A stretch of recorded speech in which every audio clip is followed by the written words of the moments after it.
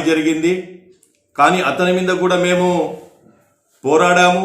పోలీసులకి, ఎస్పీకి, డిఎస్పీలకి అందరికీ కూడా మేము విన్నవించుకున్నా కూడా ఏదో తూతు మంత్రంగా ఈ కూటమి ప్రభుత్వం ఈ పోలీసు వ్యవస్థ అనేది ఎస్సీ ఎస్టీ అట్రాసిటీ కేసు నమోదు చేయమంటే చేయకోకుండా కాలాపన చేసినామని చెప్పి స్టేషన్ బెయిల్ ఇచ్చి పంపిస్తున్నారు.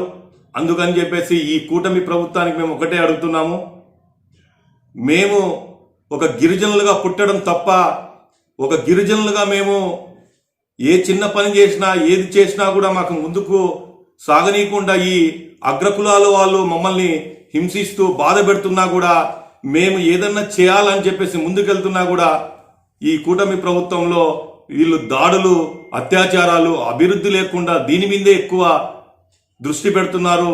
అందుకని చెప్పేసి ఈ కూటమి ప్రభుత్వానికి ఒకటే హెచ్చరిస్తున్నాము,